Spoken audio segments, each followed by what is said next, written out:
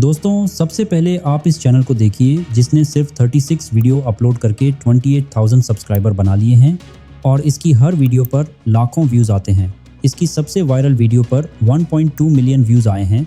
लगभग इसकी हर video viral हो रही है। इस तरह की वीडियो इस वक्त सबसे ज़्यादा ट्रेंड में है और ऐसे चैनल 100% मोनेटाइज भी होते हैं। इसी वजह से ये चैनल हर महीने लाखों की इनकम भी करते हैं। आज की इस वीडियो में मैं आपको स्टेप बाय स्टेप सिखाने वाला हूँ कि आप भी AI की मदद से सब्जियों वाली लॉन्ग वीडियो कैसे बना सकते हैं। तो चलिए बिना टाइम वेस्ट किए वीडियो शुरू करते हैं। आज भी घर में खाने को कुछ नहीं है। मैं आपके साथ हूँ। गरीब लोग हमेशा गरीब ही रहते हैं। एक दिन सब बदल सकता है। आलू, संभल जाओ। मैं तुम्हें बचाऊंगा। मैंने हमेशा तुम्हारा दिल दुखाया, फिर भी तुमने मेरी जान बचाई। नेकी का बदला नेकी ही होती है। तो दोस्तों सबसे पहले इस वीडियो की डिस्क्रिप्शन में जाना है और वहां से इस वाले प्रॉम्प्ट टेम्पलेट को पूरा कॉपी कर लेना है। फिर चैट GPT में आकर इसे पेस्ट कर देना है। यह तरीका आप मोबाइल और लैपटॉप दोनों पर ट्राई कर सकते हैं। तो ये सबसे पहले आपसे टॉपिक पूछेगा कि किस पर काम करना है। जैसे हम टॉकिंग वेजिटेबल्स पर काम करेंगे तो यहाँ यही टाइप करना है। इसके बाद यह आपसे वीडियो टाइटल पूछेगा। आप कोई भी स्टोरी टाइटल सेलेक्ट कर सकते हैं या अपना खुद का स्टोरी टाइटल भी टाइप कर सकते हैं। फिर यह पूछेगा कि कितने मिनट्स की वीडियो जनरेट करनी है, जैसे 2 मिनट्स या 3 मिनट्स। इसके बाद यह पूछेगा कि स्टोरी में कितने कैरेक्टर्स यूज़ करने हैं। यहाँ कम से कम 2 या 3 कैरेक्टर्स टाइप करें।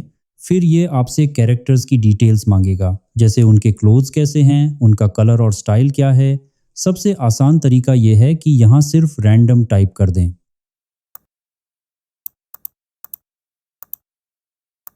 इसके बाद सबसे इम्पोर्टेंट क्वेश्चन होगा कि आपकी स्टोरी सैड है, हैप्पी है या फनी स्टाइल में है। यहाँ अपना पसंदीदा ऑप्शन टाइप कर दें।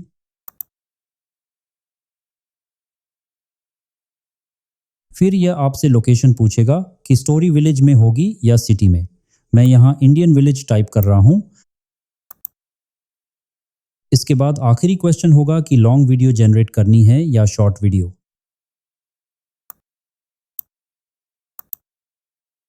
अब ये सीन प्रॉम्प्ट्स लिखना शुरू कर देगा।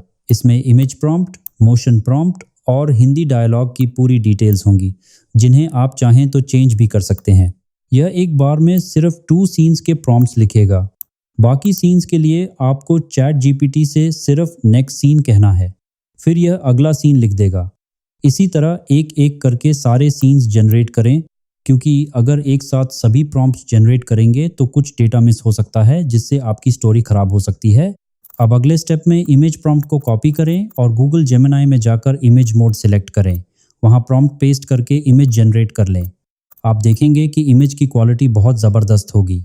फिर इसे अपने PC या मोबाइल में सेव कर लें। अब गूगल फ्लो ओपन करें, क्योंकि इसके लिए गूगल VO3 की ज़रूरत होगी।